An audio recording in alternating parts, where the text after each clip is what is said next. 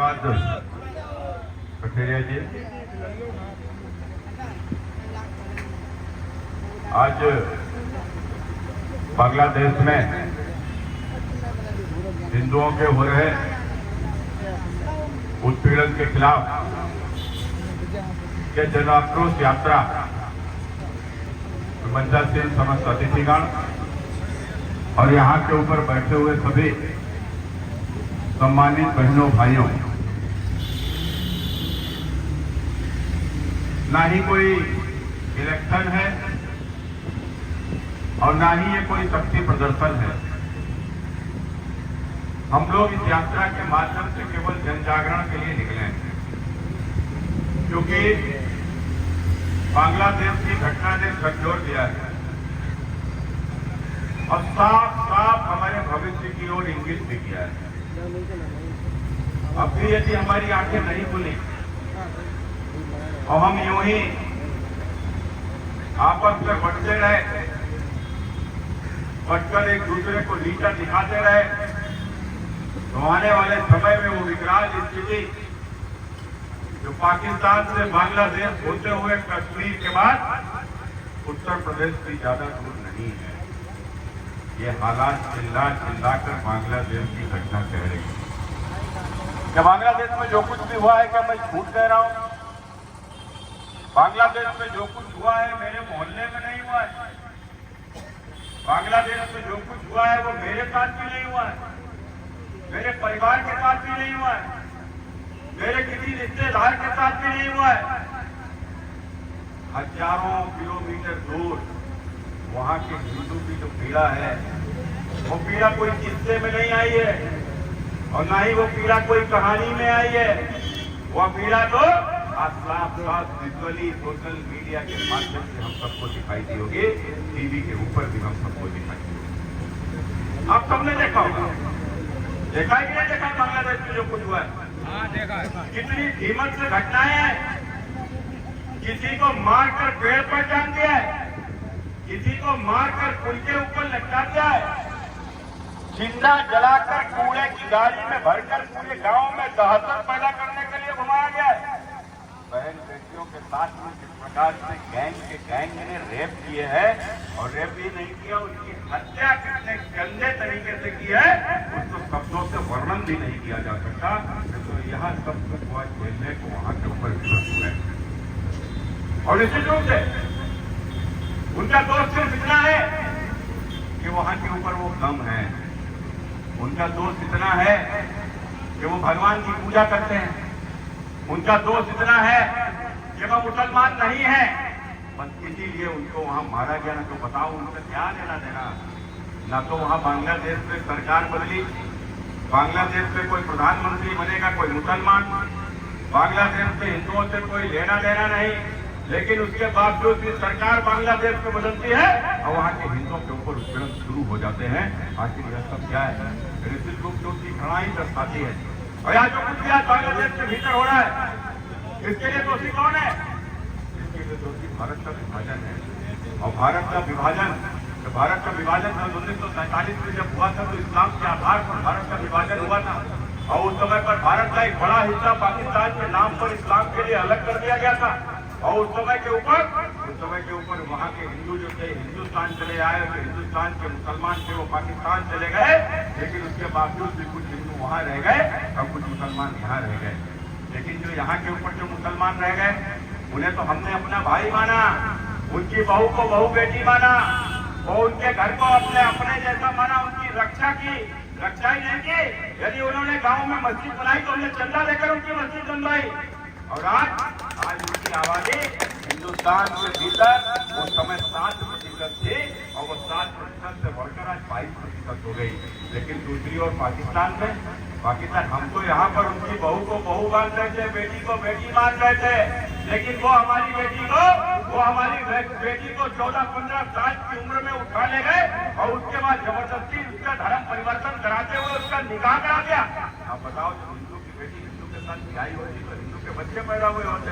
अब हमारी बेटी नहीं रही, और यही कारण है हमारी आबादी धीरे धीरे धीरे खत्म हो गई। जो हिंदू कभी वहाँ 23% हुआ करता था 1945 में, आज वो पाकिस्तान में नाम लेने मात्र का रह गया है। आने वाले 8-10 साल में वहाँ पर हिंदू इतिहास का हिस्सा बनकर रह जाएगा। वह पाकिस्तान का वो सिंधु नदी का तट जहाँ के ऊपर हमारे वेद ग्रंथ लिखे गए, उस देश में कोई हिंदू नाम लेने वाला भी कुछ वर्षों के बाद नहीं होगा। मित्रों, पिछले 300 वर्षों में यही तो हुआ है। आप सबने देखा होगा कि चाहे अफगानिस्तान हो, चाहे पाकिस्तान हो, और पाकिस्तान के विभाजन होकर 1971 में बना या बांग्लादेश हो, जहाँ के ऊपर कभी आकाएं लगाया करती थी। वह गांधारी का देश अफगानिस्तान, जहाँ से महाभारत की गांधारी आई थी, वहाँ पर आज नाम लेने वाला भी हिंदू नहीं है। वह पाकिस्तान बांग्लादेश की स्थिति यह है, या बांग्लादेश विभाजन के समय पर यहाँ के ऊपर 30% हिंदू था, और आज मात्र 7-8% ही रह गया है। कहाँ चला गया? कोई जमीन खा गई कि आसमान निकल गया, या हिंदू कहाँ चला गया? ये साजिश के तहत उसके ऊपर वहाँ पर उसको खत्म कर दिया गया। मित्रों, पाकिस्तान के बाद बांग्लादेश में भी, और हिंदुस्तान के भी हालात तो इसी प्रकार है। आपने देखा होगा हिंदुस्तान का एक राज्य कश्मीर पहले ही 3 से 4 लाख हिंदुओं को एक रात में निर्वासित कर दिया गया। आज तक वो अपने घर नहीं लौटे हैं। यदि कोई जाता भी है तो उसकी आतंकवादी हत्या कर देते हैं। डर के मारे कोई हिंदू वापस अपने घर नहीं जा रहा। अपनी जमीन छोड़ दिया, अपना मकान छोड़ दिया, कोठी छोड़ दिया, बंगला छोड़ दिया, और 4 लाख से भी अधिक हिंदू वहां से निर्वासित हो गया। कश्मीर की हालत है। असम के मुख्यमंत्री ने अभी अपने बयान में कहा था कि 1951 में असम के भीतर 11% जो मुसलमान थे, आज बढ़कर 40% हो गए हैं। 1941 में इनकी संख्या हमसे अधिक हो जाएगी। यह असम की हालत है। और केरल दूसरा राज्य है जहाँ के ऊपर 50% हिंदू है, 25% क्रिश्चियन है, 25% मुसलमान है, लेकिन वहाँ की जो आबादी की दर है उसमें 100 बच्चों में 45 बच्चे मुसलमान पैदा हो रहे हैं। वहाँ के ऊपर की जनसंख्या आने वाले 20-25 वर्ष बाद दर बदल जाएगी। बंगाल के हालात आप सबके सामने, 30% जनसंख्या उनकी हो चुकी है। बांग्लादेश की घुसपैठ खाने वाले दिनों में वहाँ के ऊपर जनसंख्या बढ़ा देगी। आने वाले 20-25 साल बाद बांग्लादेश की बंगाल के हाथ से निकल जाएगा, और उसके 10-12 साल बाद उत्तर प्रदेश की हालत है कि यहाँ के ऊपर की 20% आबादी, और साथ में पश्चिम उत्तर प्रदेश का कोई जनपद ऐसा नहीं होगा जहाँ के ऊपर आबादी हमारे बराबर या हमसे आगे न निकल गई हो। तो यहाँ के हालात हैं। अब आप बताओ, जब न कोई ममता मुख्यमंत्री होंगे, और ना ही कोई अखिलेश मुख्यमंत्री होंगे, ना कोई अन्य मुख्यमंत्री होगा, और सत्ता भी यदि उनके हाथ में होगी तो क्या होगा? वही होगा जो पाकिस्तान में हुआ। उन्होंने हमें पाकिस्तान में बर्दाश्त नहीं किया, उन्होंने हमें बांग्लादेश में बर्दाश्त नहीं किया, उन्होंने हमें अफगानिस्तान में बर्दाश्त नहीं किया, और अफगानिस्तान पाकिस्तान की छोड़ो, उन्होंने हमें कश्मीर में भी बर्दाश्त नहीं किया, और कश्मीर की भी छोड़ो, आप अपने आस-पास के गाँव मोहल्ले देखो, बताओ चारों तरफ में कितनी जनसंख्या थी तुम्हारी, आज घटकर कितनी रह गई है। फरीदापुर में तुम्हारी क्या जनसंख्या है? धीरे धीरे वो हर गांव मोहल्ला आज वहां पर उनकी संख्या बढ़ रही है। तुमको पलायन होने पर मजबूर होना पड़ रहा है। कहाँ तक भागोगे, कब तक भागोगे? और भागने का कारण क्या है? भागने का कारण ही केवल यह है कि हमारे आपके बीच का यह आपसी विभाजन, और यही कारण है। आपने देखा होगा यदि भारत का जो बंटवारा हुआ था, तो भारत के बंटवारे के लिए कौन दोषी है? भारत के बंटवारे के लिए कोई इस्लाम दोषी नहीं है, भारत के बंटवारे के लिए कोई मुसलमान दोषी नहीं है, भारत के बंटवारे के लिए कोई मोहम्मद अली जिन्ना भी दोषी नहीं है। भारत के बंटवारे के लिए यदि कोई दोषी है तो हमारे आपस का दिलों का जो विभाजन है, वही भारत के विभाजन का कारण बना। 1931 में अंग्रेजों की सरकार ने इस देश में जाति जनगणना करा दी। उस जाति जनगणना होने के बाद में तमाम सारे जातियों के नेता खड़े हो गए। एक दूसरे की जातियों को गाली देकर हमारे आपस की जातियों का विखंडन हो गया, और वह विखंडन इतना बड़ा कि मुस्लिम लीग को मौका मिल गया, और मुस्लिम लीग के नेता मोहम्मद अली जिन्ना ने भारत में विभाजन की रेखा खींची, और भारत का विभाजन हो गया। और मित्रों, वही हालात फिर से उत्पन्न हो रहे हैं।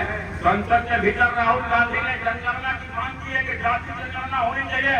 और मित्रों, मुझे आप बताओ कि जाति जनगणना से क्या हासिल हो जाएगा? जिसकी आबादी 5% आज है, ज्यादा से ज्यादा तुम्हारी 6 निकल आएगी, 7 निकल आएगी। कुछ हो सकता है किसी की घट जाएगी, कुछ 6% वाला हो 5 निकल गई। क्या फर्क पड़ने वाला है?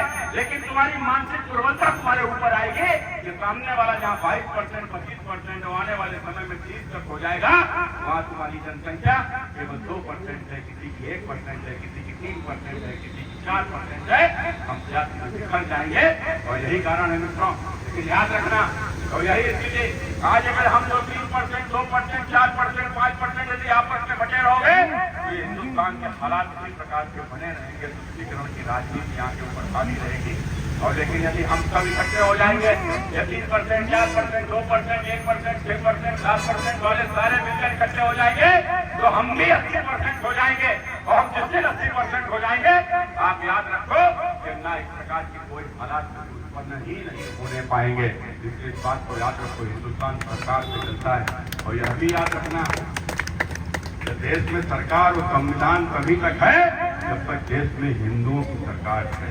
क्योंकि योगी आदित्यनाथ जी ने कहा है कि हिंदू कोई जाति नहीं है, हिंदू कोई मत या मजहब भी नहीं है। यह हिंदू तो भारत की सुरक्षा की गारंटी है। जब तक हिंदू है, जब तक भारत की सुरक्षा की गारंटी है। इसलिए मित्रों, आप सबसे बस यही अपील करते हुए आने वाली पीढ़ियों के लिए निश्चित रूप से आने वाले 20-25 साल बाद सत्ता में नहीं रहूंगा भी तो बहुत शिथिल हो जाऊंगा, लेकिन उस समय के मेरी मुझसे उम्र बड़ी उम्र के लोग भी नहीं होंगे। लेकिन आज की जो नौजवान पीढ़ी है, आज यह जो बच्चे हैं, आने वाला भविष्य हमारी आने वाली पीढ़ियां हैं, उनके लिए हिंदुस्तान में एक माहौल तैयार करना है, एक आधार बनाना है उनकी सुरक्षा का, उनकी रक्षा का।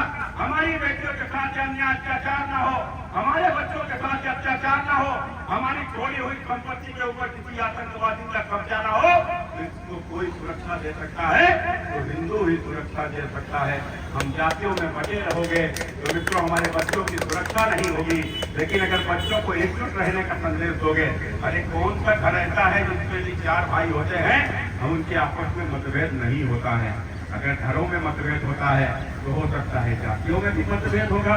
तो जब घरों का भेद यदि 4 भाई आपस में कितना भी झगड़ा हो, लेकिन यदि कोई बाहरी हस्तक्षेप करता है तो चारों लाठी निकाल कर उसको निपटा देते हैं। मित्रों, निपटा देते हैं।